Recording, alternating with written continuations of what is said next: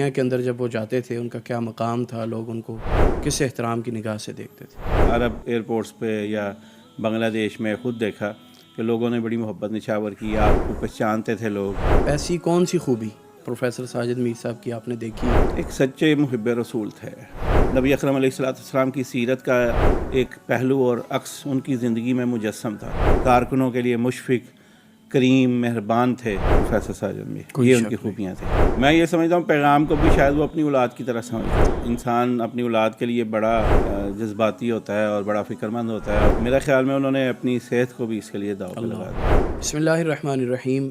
Pod cost میر کارواں ایک مثال جاویداں کے ساتھ آپ کا ہوسٹ حافظ زین العابدین علوی حاضر خدمت ہے.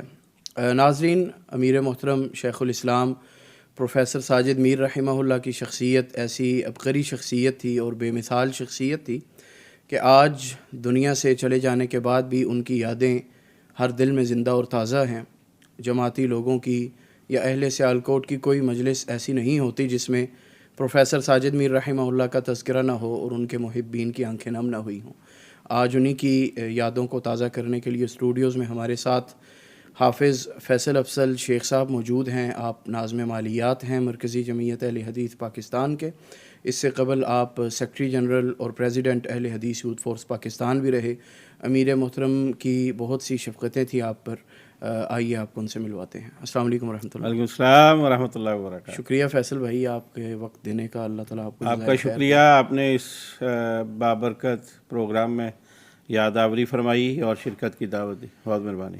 فیصل بھائی, امیر محترم ساجد میر رحمہ اللہ پوری جماعت کے لیے اور عالم اسلام کے لیے ایک لیڈر اور قائد تھے, لیکن اہل سیالکوٹ کے ساتھ ان کی محبت ذرا خصوصی تھی اور والد کی حیثیت رکھتے تھے. میں آپ سے پوچھنا چاہوں گا, میرے علم میں ہے کہ آپ کے خاندان کا, آپ کے بڑوں کا ان کے ساتھ اور بڑے مولانا ابراہیم میر کے ساتھ بڑا تعلق تھا, تو ذرا اس تعلق کی نوعیت بتائیے اور پھر اپنی ملاقات کا بتائیے گا کہ کس طرح امیر محترم سے پہلی ملاقاتیں ہوئیں.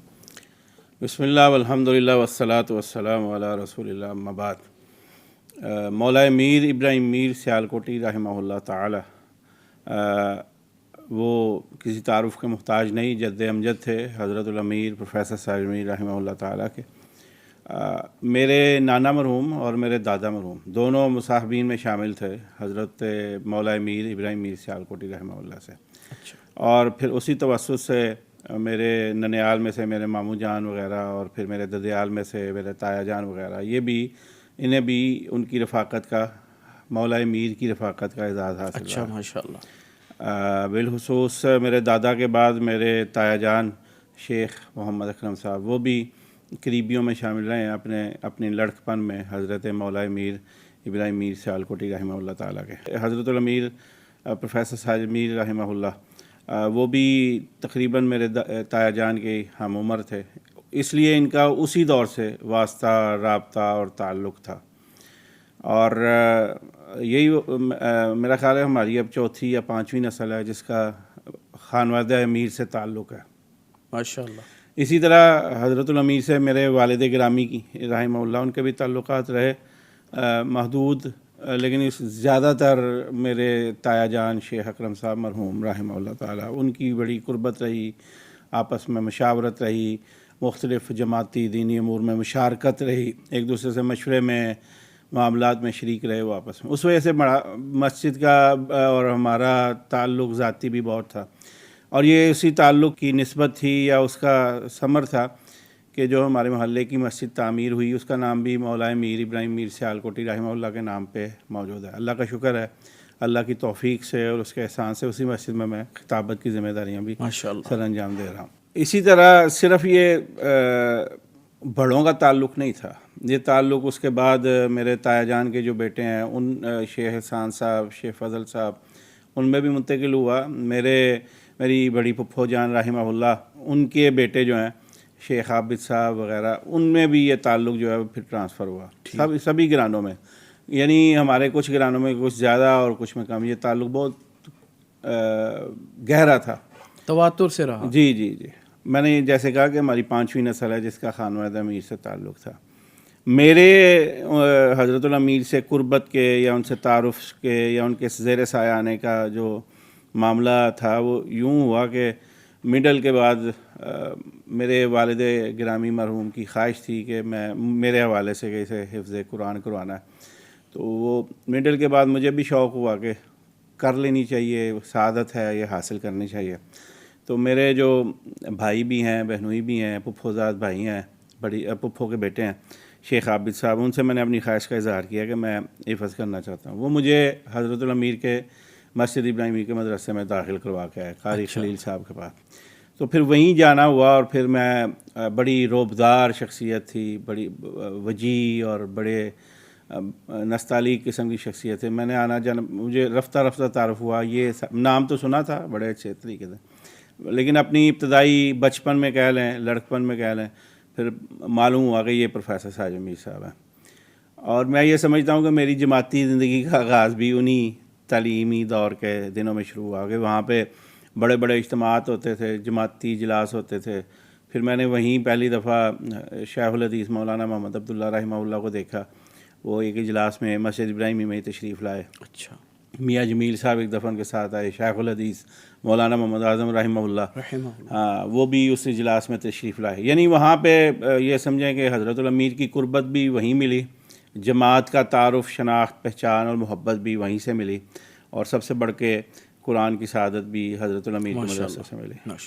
فیصل بھائی، یہ جو ہمارا سیگمنٹ ہے میر کارواں کے حوالے سے، اس میں ابتدائی طور پر پوچھنا چاہوں گا، ایک تو یہ آپ نے اپنے خاندانی پس منظر کا بتایا، امیر محترم کے ساتھ تعلق کا، دوسرا یہ فرمائیے گا آپ کا میر صاحب سے ذاتی تعلق کیسا تھا، اس کی نوعیت کیسی تھی، اور شفقت کے انداز کیسے تھے؟ شفقت کا یعنی جو شفقت کی برکھا تھی حضرت الامیر کی، وہ تو بڑی پہل سے ہی شروع ہو گئی۔ جب وہ ہمارا تعلیمی دور جاری تھا، ہمارے کوئی استاذ تبدیل ہوئے، ان کا رویہ دوران تعلیم کچھ سخت تھا، بچپن ہوتا ہے اور بے وقوفی کے دن ہوتے ہیں، ہم نے بھی کچھ رد عمل میں استاد گرامی سے کچھ شرارت وغیرہ کی، تو حضرت الامیر اس سارے وقوعے کے بعد تشریف لائے ایک روز ہماری کلاس میں، اور بڑی محبت اور پیار سے کہا کہ اس طرف سے بھی کچھ سختی تھی اور کچھ آپ کی طرف سے تجاوز تھا، یعنی محبت بھی کی لیکن پیار ہی پیار میں ڈانٹا بھی اور سمجھایا بھی، ہاں تنبیہ بھی کی کہ آپ پڑھنے آئے ہیں اور اس کے کچھ تقاضے ہیں اس کو نبھائیں۔ اور پھر چونکہ جاتا تھا، اور حضرت الامیر جن دنوں سیالکوٹ ہوتے تھے تنظیمی مصروفیات کے بعد، وہاں مسجد میں ملاقات ہوتی، تو پھر میرا ابتدائی ایک روز تعارف ہوا، انہوں نے کسی سے پوچھا یہ بچہ کون ہے، تو انہیں بتایا گیا کہ یہ شیخ فیملی کا فرزند ہے۔ پھر میرے والد کو چونکہ جانتے تھے وہ پھر تعارف وہ بھی ہوا۔ اچھا، ایک تعارف حضرت الامیر کے خانوادے سے یہ ہے کہ میری دونوں بڑی ہمشیرگان، وہ مولا میر پروفیسر ساجد میر رحمہ اللہ، ان کے خانوادے سے ہی پڑھی ہیں، اس ضمن میں کہ آپ کی اہلیہ محترمہ، اللہ ان کو زندگی دے، محترمہ جمیلہ میر، وہ بھی، اور آپ کی جو سسٹر ان لا تھی پروفیسر عقیلہ میر، یہ دونوں میری ہمشیرگان کی استاذہ ہیں اور بڑی قریبی تھی۔ میری ہمشیرگان ان کی بڑی ہونہار شاگردہ تھی، بڑے اس حوالے سے بھی بڑا قریبی تعلق تھا۔ صحیح۔ تو یہ تعارف ہونا شروع ہوا۔ اس کے بعد حضرت الامیر شفقت بھی کرتے تھے، پیار بھی کرتے تھے، معلوم بھی کرتے تھے پڑھائی کا کیا معاملہ ہے دوسرا تیسرا۔ پھر یہ بس یہ سلسلہ شروع ہوا اس دور سے، یعنی یہ بات میں جو آپ کے سامنے رکھ رہا ہوں 93 کی ہے، 1993 کی، اور 1993 سے لے کے لگاتار 2025 تک ان سے یہ محبت کا، شفقت کا اور ان کی بے پایاں محبت کا، جس کا میں کوئی بدل نہیں دے سکتا، وہ سلسلہ جاری رہا، یہ 32 سال جاری رہا۔ کوئی شک نہیں۔ فیصل بھائی، میر صاحب کو سب جانتے ہیں کہ وہ اپنا پرسنل کام خود کرتے تھے اور کسی کو کہنا پسند نہیں کرتے تھے، لیکن اکثر اوقات آپ کو یا مجھے کبھی وہ اپنے کام ذاتی کہہ دیا کرتے تھے، تو یہ ان کا ایک بڑا محبت کا انداز ہوتا تھا، اس کے بارے میں بھی بتائیے۔ اکثر ان کے گھر کی اشیاء آپ بھی لے کر آتے تھے۔ یہ ان کے اعتماد کا اور ان کی قربت کا اظہار تھا، یعنی مجھ پہ اعتماد بھی کرتے تھے اور مجھے اپنوں میں سمجھتے تھے۔ میں یہ سمجھتا ہوں کہ جس کو اپنا سمجھتے تھے اسی سے یہ معاملات کرواتے تھے۔ کچھ چیزوں میں مجھے کہتے تھے یہ آپ کو بڑا اچھی طرح پتہ ہے آپ کی، اس لیے بلکہ مجھے گھر کے کچن کے حوالے سے کچھ میٹ وغیرہ کی خریداری میں مجھے کہا کرتے تھے کہ میں گھر نہیں ہوتا تھا تو آپ کے تایا جان شیخ اکرم صاحب وہ ہمارے گھر کی ڈیوٹی دیتے تھے، تو اب ہمیں تو معلوم نہیں ہے، کبھی میں بھی نہیں گیا بازار خریداری کرنے، تو پھر یہ آپ فریدہ، اور میرے خیال میں ان کی حیات مبارکہ میں بھی میں تقریباً 2-3 سال، آخری 2-3 سال یہ فریضہ میں نے اس انجام دیا. ماشاءاللہ. اور ان کی محبت کا اندازہ اس بات سے کیجیے کہ ان کی مسجد میں کبھی کوئی مہمان آ رہا ہے، کوئی دعوت ہو رہی ہے جس کا اہتمام حضرت الامیر کے لیے کیا گیا ہے یا حضرت الامیر کی طرف سے یا حضرت الامیر کا کسی دوست کی طرف سے، تو مہمانوں کی فہرست میں اولین لوگوں میں میرا نام ضرور ہوتا تھا. بلکہ ابھی کبھی نظر نہ آتا تو فون آ جاتا ان کا، فیصل آپ کدھر ہیں. اور میں نے یعنی ایک دفعہ مجھے یاد ہے کہ مجھے فون آیا حضرت الامیر کا، یعنی مجھے اکثر شیخ صاحب کہتے تھے، کبھی کبھی فیصل کہتے تھے، اور شیخ صاحب تسی آئے نہیں. میں کہا میسا کدھر آنا ہے، مجھے تو نہیں خبر، یعنی مسجد میں دعوت تھی. تو میں نے کہا میسا مجھے اطلاع نہیں ہے. بڑے پھر جس کی ذمہ داری تھی اطلاع دینے کی، اس سے خفگی کا اظہار کیا، بلکہ مجھ سے اتنی محبت کی، کہنے لگے آئندہ آپ کی طرف سے کوئی دعوت ہوگی تو آپ نے بھی، مولوی یونس رحمہ اللہ ان کے خادم تھے، ان کے حوالے سے کہا کہ تم نے بھی اس کو نہیں بلانا کیونکہ اس نے تمہیں نہیں بلایا. یعنی اتنی محبت کرتے تھے. اللہ اکبر. فیصل بھائی، تنظیمی زندگی میں آپ آئے، یوتھ فورس میں، سٹی سے شروع ہوئے، پھر پاکستان لیول پہ، اور اب مرکزی جمعیت اہل حدیث کے آپ ایک بنیادی عہدے پر ہیں. اچھا، امیر محترم کا تنظیمی تعلق اور پھر آپ کی اصلاح اس لیول پہ آ کے کرنا، اس کے کچھ تذکار کیجئے. حضرت الامیر کو میں نے بڑی جو ان سے سیکھا میں نے تنظیمی زندگی میں، کہ انہوں نے ہمیشہ ہر ایک کے ساتھ بڑا متوازن، معتدل اور مشفقانہ رویہ رکھا.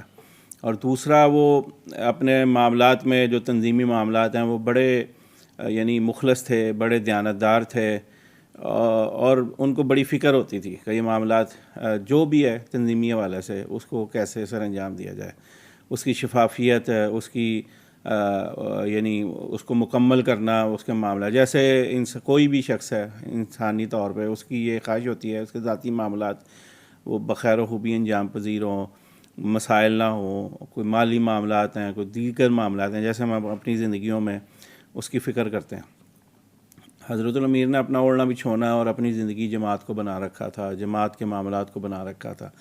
میں قریب میں دیکھتا کہ کبھی میں نے ان کو اپنی ذاتی زندگی کے بارے میں متفکر نہیں پایا، کسی سوچ میں نہیں پایا. اللہ نے ان کو ایسا غنی کر دیا تھا اپنے ذاتی معاملات میں. ہمہ وقت ان کو فکر تھی تو جماعت کے معاملات کی، پیغام ٹی وی کی، کہ اس کے مسائل، وسائل، معاملات، اس کے انتظام و انصرام، ہمیشہ اسی حوالے سے وہ فکر مند تھے. اور اس حوالے سے میں نے بڑا ان کے قریب رہ کے بہت کچھ سیکھا بھی اللہ کے فضل سے. پیغام ٹی وی کے حوالے سے میں بھی آپ سے تذکرہ کرتا ہوں.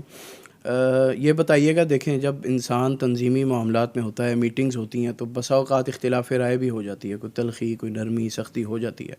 تو امیر محترم اگر کبھی تنظیمی معاملات میں اس طرح فرماتے تو اس کے اندر بھی یقیناً شفقت کا پہلو ہوتا تھا، تو بعد میں پھر اصلاح کے لیے یا محبت کا کس طرح انداز دکھاتے؟ میرا یہ خیال ہے کہ بعض لوگوں نے پروفیسر ساجد میر سیدی و والدی پروفیسر ساجد میر رحمہ اللہ وہ پڑھ نہیں سکے. انہیں قطعاً حضرت الامیر کسی اختلاف رائے کو ناپسند فرماتے تھے، میں ان کی رائے سے متفق نہیں ہوں. میری زندگی میں تنظیمی زندگی میں ایسے 20 واقعات ہیں میں نے ان کی رائے کے برخلاف ان کے سامنے اپنی رائے رکھی، اور کئی مرتبہ ان کی باتوں سے اختلاف کیا. اور اکثر یعنی میں یہ بڑے وثوق سے کہہ رہا ہوں، اکثر انہوں نے میرے اختلاف رائے کے بعد میری رائے کو ترجیح دی، اہمیت دی اور اس کو تسلیم کیا. اور کبھی اس کی کوئی حکمت ہوتی تو مطلع بھی کرتے کہ آپ کی یہ بات یوں غلط تھی اور میں نے اس لیے اس کو تسلیم نہیں کیا، یا یہ جو معاملہ ہوا ہے جس پہ آپ نے اختلاف کیا ہے اس کا پس منظر یہ ہے. وہ ہمیشہ ضرور بتاتے تھے، اور اگر بات ٹھیک ہوتی تو تسلیم کرتے، تسلیم نہ کرتے تو اس کے بعد وہ ضرور بتاتے تھے کہ اس کی وجہ پیچھے کیا ہے، اور تسلی کرواتے پوری. یہ ان کا خاصہ ہے، ان کی قیادت کا، ان کے بڑے ہونے کا. اور میرے خیال میں انہوں نے ایک مثال قائم کی اپنے بعد میں آنے والوں کے لیے اور دیگر معاصر لوگوں کے لیے بھی، کہ کوئی بھی آرگنائزیشن کیسے چلائی جاتی ہے. صحیح بات ہے. فیصل بھائی، آپ کا ان کے ساتھ سفر رہا بہت زیادہ، پاکستان میں بھی، ڈومیسٹک فلائٹس میں بھی، اور مطلب گاڑی وغیرہ میں بھی ہم سفر میں اکثر اکٹھے ہوتے تھے، اور پھر بیرون ملک آپ کو ان کے ساتھ بہت سے اسفار کا موقع ملا. کیسا پایا، اور پوری دنیا کے اندر جب وہ جاتے تھے ان کا کیا مقام تھا، لوگ ان کو کس احترام کی نگاہ سے دیکھتے تھے؟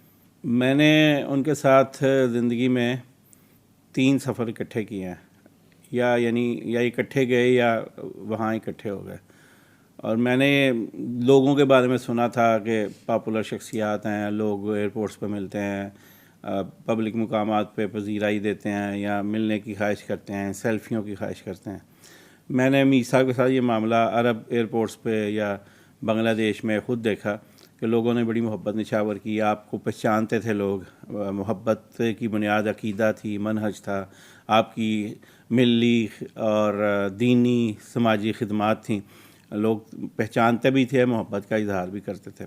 روک کے سیلفیوں کا معاملہ، تعارف، اپنا شناخت، اور یہ معاملات عام تھے. دوسرا، ہمارے ساتھ سفر میں وہ بالکل ایسے نہیں تھے کہ جیسے کوئی حاکم محکوم کا معاملہ ہے، یا بڑے ریزرو نہیں رہتے تھے، بلکہ سفر کے دوران جملہ معاملات میں وہ شریک کرتے تھے اپنی باتوں میں، اور اس موقع کو بھی استعمال کرتے تھے کوئی نہ کسی بات میں سمجھانا، اور کسی بات میں رہنمائی کرنی، کسی بات پہ پوچھ کر پھر اصلاح کا موقع دینا. اور ایک بات تو میرے خیال میں ان کا خاصہ تھا، کبھی گفتگو کرتے ہوئے اگر کوئی لفظ غلط بول دیں، وہ عربی میں ہو، وہ انگلش میں ہو، وہ اردو میں ہو، ضرور اصلاح کرتے تھے کہ یہ آپ نے غلط لفظ بولا ہے. اور میرے خیال میں یہ ان کے ایک، جہاں وہ ہمارے امیر تھے وہاں وہ اس معنوں میں اور اس درجے میں ہمارے استاذ بھی تھے کہ ہماری غلطیوں کی اصلاح کرتے. بہت بڑے مصلح تھے، کوئی شک نہیں. حافظ صاحب محترم، ایسی کون سی خوبی پروفیسر ساجد میر صاحب کی آپ نے دیکھی یا خوبیاں دیکھی جن خوبیوں نے ان کو ایک بے مثال قائد اور ایک لیڈر بنا دیا تھا؟ میرے خیال میں وہ ایک سچے محب رسول تھے. نبی اکرم علیہ السلام کی سیرت کا ایک پہلو اور عکس ان کی زندگی میں مجسم تھا.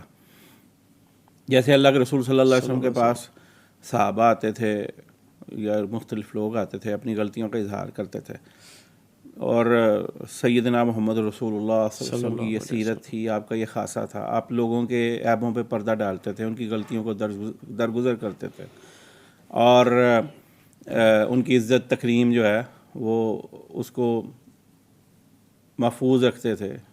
یعنی ان کا کہا، ان کا سننا جو ہے وہ اپنے پاس رکھتے تھے. میں یہ سمجھتا ہوں کہ انہوں نے نبی اکرم علیہ السلام کی اس سیرت کو، کہ اس پہلو کو بڑی خوبی سے اپنے اندر سمویا. اور پھر بحیثیت قائد، میرے خیال میں یہ ایک ضروری بھی ہے ایک قائد کے لیے کہ وہ ہر ایک کا مسیحا ہو، ہر ایک کی بات سننے والا ہو، اور اس کے دکھ سکھ کو سمجھنے والا ہو، اور ہر ایک کی تکلیف آزمائش میں پورا اترنے والا ہو.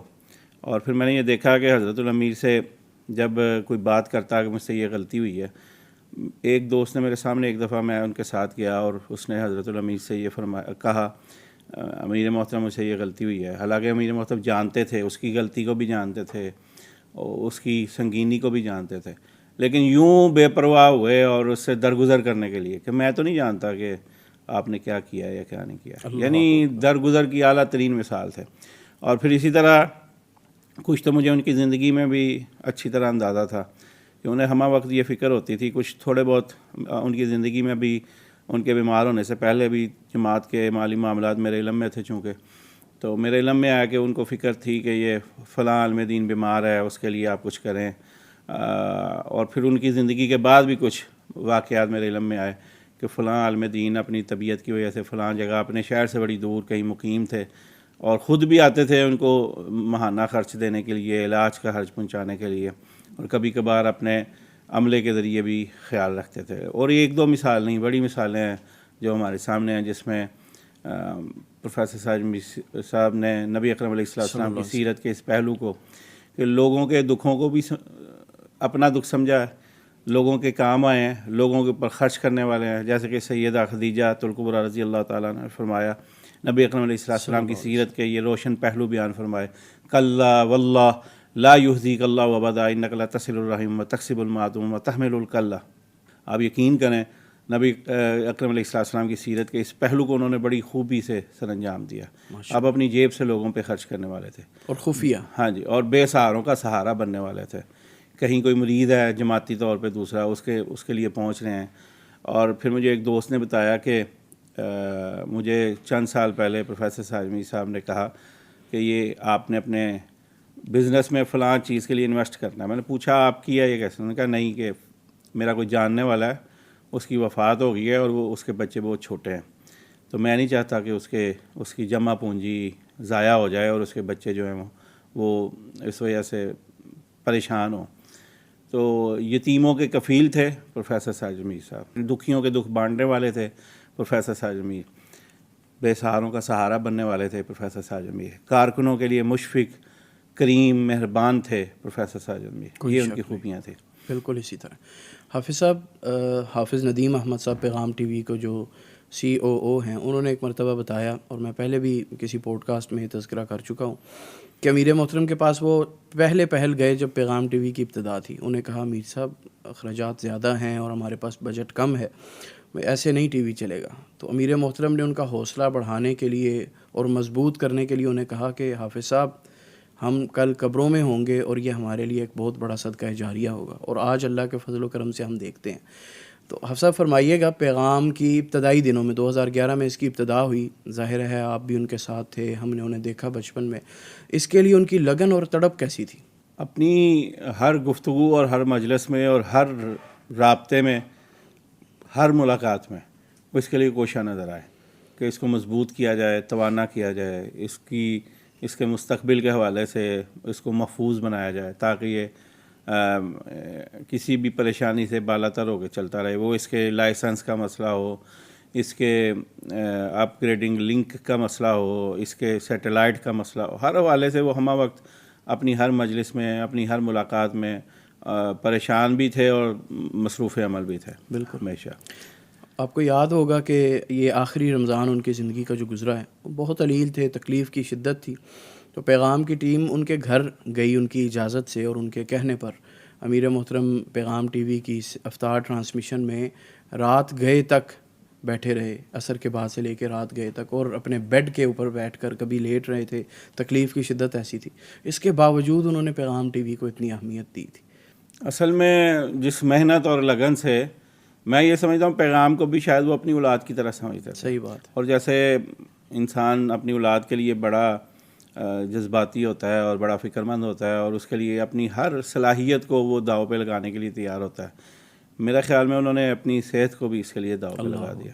اور ہم لوگ بازاروں میں نعرے سنتے ہیں, جلسوں میں اور پروگراموں میں, فلاں مجاہد انتھک, حضرت الامین مجاہد انتھک تھے. انہوں نے جماعت کے لیے, منہج کے لیے, مسلک کے لیے اور دین کے لیے اور اس سب کے فروغ کے لیے, پیغام کے لیے انہوں نے انتھک محنت کی. اور اس سب کے سوا میں ان کے لیے دعا کو ہوں, اللہ ان کے درجات کو بلند فرمائے. کوئی ذاتی صلہ نہیں تھا, کوئی ذاتی مقصد نہیں تھا. اوڑھنا بچھونا جماعت تھی, اور اوڑھنا بچھونا دین کی خدمت تھی اور لوگوں کی خیر خواہی تھی. اس کے سوا کوئی شک نہیں, ہمیشہ انہوں نے جماعت کو ترجیح دی. آپ سب امیر محترم کے اوپر آپ کو پتہ ہے لوگ, دوسرے گروہوں کے لوگ بے جا تنقید کرتے تھے. کتنے مضبوط اعصاب کے مالک تھے کہ کسی کی تنقید کو خاطر میں نہیں لاتے تھے اور اڑا دیتے تھے, 1 منٹ میں اس کی بات کو اپنے ذہن سے نکال دیتے تھے.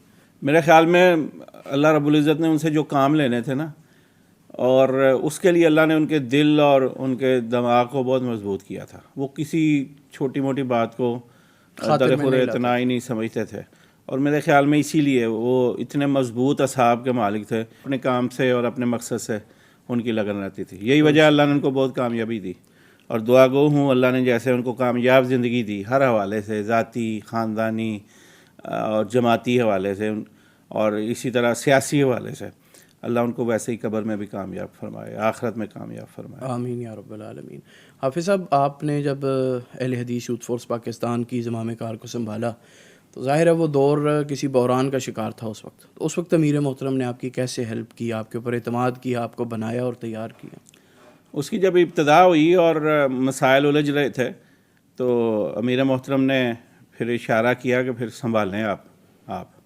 ابتدا میں یہ سمجھ رہا تھا کہ شاید اگر ان مسائل سے بچنے کے لیے یا ان کو پیدا نہ ہونے سے روکنے کے لیے اگر میں پیچھے ہٹتا ہوں تو پھر ہٹ جانا چاہیے, مسائل تو رک جائیں. لیکن جب یہ اندازہ اور احساس ہوا کہ پیچھے ہٹنے سے نہیں بلکہ یہ مسائل کی وجہ اور معاملات کچھ اور ہیں, اور یہ تو عملی اب جد و جہد اور میدان میں اترنے کا وقت ہے, تو پھر حضرت الامیر نے جب گو تھرو دیا کہ آپ میدان میں اتریں اور جماعت کا یہ اہم ونگ جو ہے اس کو سنبھالیں, تو پھر اس کے بعد کوئی ایسا ایشو نہیں اور معاملہ نہیں تھا جس میں انہوں نے سرپرستی نہیں کی. ہر حوالے سے بلکہ میں تو خوش قسمت سمجھتا ہوں کہ جب میں نے اپنی بطور صدر اہل حدیث یوتھ فورس کے معاملات کا آغاز کیا تو اس کے لیے پہلا فنڈ حضرت الامیر نے اپنی ذاتی جیب سے عطا کیا، اور وہ اس کو میں بڑا بابرکت سمجھتا ہوں۔ اس کے بعد کبھی ضرورت بھی نہیں پڑی کہ جماعت کو کہا جائے کہ ہماری کسی معاملے میں معاونت کریں، بلکہ وہ تو خیر خاصی بڑی رقم تھی جو انہوں نے اپنی جیب سے ادا کی۔ آپ کو پتہ ہے سیالکوٹ میں عظمت صحابہ و شان اہل بیت کانفرنس ہوتی تھی۔ ایک روز ہم وہاں بازار میں فنڈ ریزنگ کے لیے گئے تھے، میرے ساتھ کچھ مقامی دوست تھے۔ عصر کا وقت ہوا، میں چلا گیا، نماز پڑھی، حضرت الامیر وہاں موجود تھے۔